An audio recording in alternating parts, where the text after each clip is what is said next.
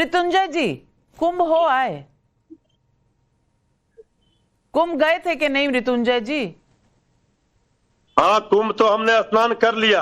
कर लिया जी। लालू जी तो बोल रहे हैं फालतू है, काहे गए स्नान करने? देखिए, आदरणीय लालू प्रसाद जी ने जब दिल्ली रेलवे स्टेशन पर भगदड़ में लोगों की जानें चली गई, वो ज्यादातर लोग बिहार के थे, उन्होंने कहा व्यवस्था फालतू है। पहले भी प्रयागराज में कितने श्रद्धालुओं की मौत हुई, वो सारे हिंदू ही तो थे। तब व्यवस्था अगर आप ठीक नहीं करेंगे, विपक्ष सवाल खड़े करेगा तो आप कहेंगे ये हिंदू विरोधी है। भाई, आप लोगों को बुला रहे हैं, आप भीड़ नियंत्रण करने के लिए उचित लोगों कैसे श्रद्धालु स्नान कर सके। आप तो हवाई जहाज से जाएंगे, वीवीआईपी का व्यवस्था है, वहां फोटो शूट हो रहा है, लेकिन आम लोगों को तो भगवान के भरोसे छोड़ दिया गया है।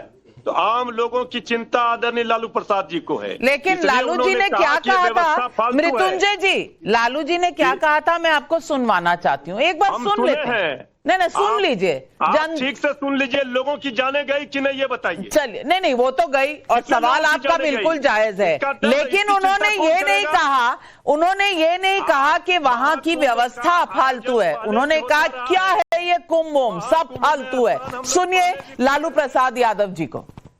अरे सब कुंभ का क्या कोई मतलब है? फालतू है, फालतू है, फालतू है, कुंभ है। हमें उम्मीद जो थी देश के बजट, कुंभ क्या है? व्यवस्था का तो नाम ही नहीं आया। कुंभ क्या है? फालतू है, फालतू है, फालतू है कुंभ। उसको पूरी तरह सुनाइए। पूरी तरह सुनाया भैया। जिन लोगों की जाने गई है, रेल मंत्री जी को इस्तीफा देना चाहिए। यहाँ व्यवस्था क्यों नहीं की गई? क्यों इस तरह से भगदड़ हुई?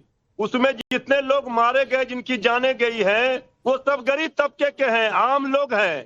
खास लोगों के लिए व्यवस्था हो गई, लेकिन आम लोगों को भगवान के भरोसे छोड़ दिया गया। ये तो सवाल खड़े होंगे ना सवाल तो बिल्कुल खड़े होंगे। और मैं नहीं कह रही कि लालू जी ने आगे कुछ नहीं कहा, लालू जी ने आगे बहुत कहा और हम मानते हैं लालू जी जब कहते हैं दुनिया सुनती है उनको, लेकिन ये तो कहा ना कि कुंभ फालतू है, ये तो कहा ना। और यही सवाल मिलन चतुर्वेदी जौनपुर से पूछ रहे हैं। 2024 में पवित्र हज यात्रा में 1300 लोगों की मौत हो गई थी, तो क्या ममता जी, लालू जी उसे मृत्यु यात्रा या फालतू यात्रा कह सकते थे? अब मृत्युंजय जी इस सवाल का जवाब दीजिए, पब्लिक पूछ रही है। देखिए, हम स्पष्ट जानते हैं कि ये देश, हिंदुस्तान में पहले भी लोग महाकुंभ में डुबकी लगाते थे, स्नान करते थे। ये श्रद्धा आस्था का विषय है और श्रद्धा आस्था के सैलाब में सब लोग जा रहे हैं। लेकिन जिस तरह से प्रचार प्रसार कर दिया गया, जिस तरह से लोगों को बुलाया, वहां व्यवस्था नाम की कोई चीज नहीं है, तो लोगों की जाने जा रही है। इसका जवाब तो, जिम्मेवारी तो तय होनी चाहिए। राकेश त्रिपाठी जी, सवाल जायज है, जवाब दीजिए। नहीं, मैं मृत्युंजय तिवारी जी गए थे कि जब इनसे पूछे ना कि कितनी वीआईपी व्यवस्था में गए थे, ये कह रहे हैं कि अलग घाट बनाए गए हैं। अरे संगम में कोई अलग घाट नहीं, संगम सबके लिए होता है। जब अमृत स्नान होते हैं तो अखाड़ों के लिए अलग व्यवस्थाएं जरूर की जाती हैं और वो परंपरागत रूप से होती रही है, लेकिन स्नान तो सब लोग एक साथ करते हैं। वहां कोई ब्राह्मणों के लिए अलग घाट है, वहां बनियों के लिए अलग घाट है, यादवों के लिए कोई अलग घाट है, ऐसी व्यवस्था नहीं है। वहां सब मिलकर के एक ही घाट पर नहा रहे हैं और उसके बावजूद आप इस तरह का भ्रम फैलाने का प्रयास कर रहे हैं। और ये मृत्युंजय जी को तो बीमारी हुई नहीं, चेहरा तो पूरा चमक रहा है, कुंभ स्नान करके आए हैं और ये तौसीफ खान बता रहे हैं कि वो पानी नहाने लायक बचा नहीं है, बीमारी हो जाएगी। ये मृत्युंजय तिवारी जी, आपको कोई बीमारी हुई है क्या? ये बताइए ना कि तिवारी जी को कोई बीमारी नहीं हुई है। ये झूठ फैलाना बंद करिए भाई। आपके पास अगर कोई वास्तविकता में सुझाव है, सुझाव दीजिए। सरकार सुझाव मानती है, सरकार सुझाव मानेगी, लेकिन आप सुझाव देने की बजाय केवल नकारात्मक आलोचना करेंगे। इस नकारात्मकता से बाहर निकल करके देखिए, लोगों की श्रद्धा को देखिए, लोगों की आस्था को देखिए और जरा जनता के बीच में जाइए। जा तो गए होंगे मृत्युंजय जी डुबकी लगाने के लिए, तो लोगों ने कहा होगा ना उस समय हाथ कोई आलोचना नहीं कर रहा है सरकार की। ये आप नकारात्मक कैसे हो सकता है? ये विपक्ष का धर्म है, ये विपक्ष का धर्म है। सरकार की जो नाकामी है उसको उजागर करना, सरकार को आईना दिखाना, सरकार की खामियों को, विपक्ष धर्म ही तो भूल गया। देखिए, हम लोग भी सनातनी हैं, हिंदू हैं और गंगा मैया का स्नान करते हैं। गंगा मैया के तट पर ही हमारा घर भी है, लेकिन ये कुंभ के नाम पर सियासत अगर कीजिएगा तो सवाल खड़े होंगे। निंदा करिए लालू प्रसाद यादव के उस बयान की जिसमें उन्होंने कहा फालतू कुंभ है। निंदा करिए ममता बनर्जी के उस बयान की जिसमें उन्होंने मृत्यु कुंभ कहा है। विपक्ष चुप रहिए, नहीं हो सकता। बिल्कुल सवाल इस बात का है। और सुमन बिहारी यूट्यूब पर सवाल पूछ रहे हैं, योगी जी ने 100 करोड़ लोग आएंगे ऐसा नहीं बोला, फिर विपक्ष ये झूठ क्यों फैला रहा है। सुरेंद्र नाथानी का धनबाद से सवाल है, अखिलेश जी बताएं कि लखनऊ के हज हाउस को बनाने में सरकारी खजाने से कितना खर्च हुआ था। अजीज खान भाई बताइए ना। सरकारी खजाना लूट लिया। और मैं आपको बताऊं कि जब तक हिंदू मुसलमान ना हो जाए, बात कुंभ की हो रही है या हज यात्रा की बात होने लगी। अरे भाई, विपक्ष का धर्म है आईना दिखाना, और सच्चाई ये है कि जो कुंभ के हालात हैं, जिस तरह वहां व्यवस्था बिल्कुल चरमरा गई है। सरकार ने बड़े बड़े दावे किए थे, वायदे किए थे, वो पूरा नहीं कर पाई। आज वहां पे सब व्यवस्था ठीक नहीं है, लोग परेशान है, श्रद्धालु बहुत ज्यादा परेशान है। बाहर से आता है बड़ी उम्मीद के साथ, लेकिन वहां पर समझिए कि 30-30, 25-25 किलोमीटर पैदल चलना पड़ रहा है। छोटे छोटे मासूम बच्चे जाम में फंसे हैं, बड़ी समस्या है। उस समस्या पर अगर आईना दिखा रहा है विपक्ष, तो उसको हिंदू मुसलमान से जोड़ रहे, उसको हज यात्रा से जोड़ रहे।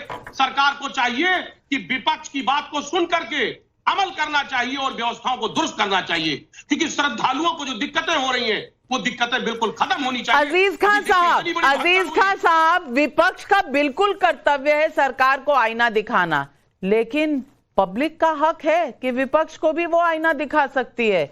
ये पब्लिक का सवाल था, ये बीजेपी का सवाल नहीं था, पब्लिक पूछ रही थी। अब पब्लिक आईना दिखाती तो आप इतना बिगड़ क्यों जाते हैं। संजय मिश्रा भदोही उत्तर प्रदेश से पूछ रहे हैं, रमजान पर जल्दी छुट्टी हो इसका कोई विरोध नहीं, लेकिन रमजान पर जो राज्य मुस्लिम कर्मचारियों को छूट दे रही है, कुंभ जाने की छुट्टी क्यों नहीं दे रही। ये सवाल तो कभी नहीं पूछा अजीज खान जी आपने। जी यही बात है कि यहां सवाल खड़ा किया जा रहा है। अगर दिक्कत है, कितने लोग भगदड़ में मर गए, किस तरह वहां दिक्कतें आई, उस पर सवाल अगर खड़ा कर रहे हैं, तो आप यहां पे तेलंगाना, हज और क्या क्या जाने।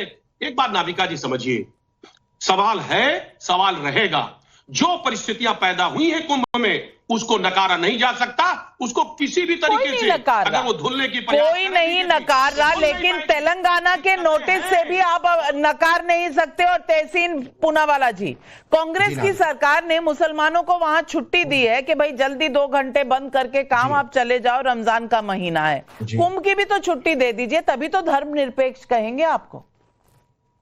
कांग्रेस की सरकार होती उत्तर प्रदेश और भारत में तो जरूर देती, लेकिन नाविका जी तेलंगाना में दे सकते हैं, तेलंगाना में हिंदुओं को भी दे दीजिए ना, सिर्फ तेलंगाना में या हिमाचल में। नाविका जी, मैं उसी का जवाब दे रहा हूँ। थोड़ा सा, मैं बहुत समय बाद डिबेट में आया, मैं अजीज खान साहब से बिल्कुल इत्तेफाक रखता हूँ। डिबेट यहाँ पर प्रयागराज में पवित्र कुंभ मेले की होगी। अगर हज में जो स्टैम्पीड हुआ, हज अगर सऊदी अरेबिया भारत के संविधान, भारत की धरती पर आता, हम सऊदी की सरकार से पूछते, सऊदी की सरकार से अजीज खान साहब, तौसीफ खान साहब, तहसीन पुनावाला या राकेश त्रिपाठी भाई या नाविका कुमार को क्या लेना देना। क्या सऊदी अरेबिया भारत का हिस्सा है? हम भारत, जो वहां पर एक बुजुर्ग महिला अपने बच्चे को खोज रही है, जो माँ अपने बेटे को खोज रही है, तो भारतीय है ना कुंभ में। क्या उसके, अगर नाविका जी, मैं दोबारा से, आप एक बार में आपके शो पे मेरे सवाल उठा, मैं दोबारा से उठा रहा हूं, वहां पर जो लोग मिसिंग है कुंभ के अंदर आज भी, जो अपने परिजनों को ढूंढ रहे हैं, जो आपके रिपोर्टर्स बता रहे, वो इस देश के सबसे गरीब और कमजोर लोग हैं। क्या उनकी आवाज उठाना सरकार का कर्तव्य है या नहीं? विपक्ष है एक चीज। और आप तेलंगाना की बात करती हो, मैं मानता हूं, आंध्र प्रदेश में किसकी सरकार है? बीजेपी की है या नहीं? सेम रूल अप्लाई किया है। एनडीएमसी में किसकी सरकार है? बीजेपी की है कि नहीं? पिछले साल किया था, क्यों किया था? पूछिए जरा बीजेपी को। बीजेपी यानी हिपोक्रेसी, भारतीय हिपोक्रेटिक पार्टी, बीएचपी कर दें इनका नाम। तहसीन पूनावाला को गुस्सा क्यों आता है? सवाल पब्लिक पूछ रही है, गुस्सा उनको बीजेपी पे आ रहा है, हम पर आ रहा है। पब्लिक ने पूछा ये हज का सवाल, मैंने नहीं पूछा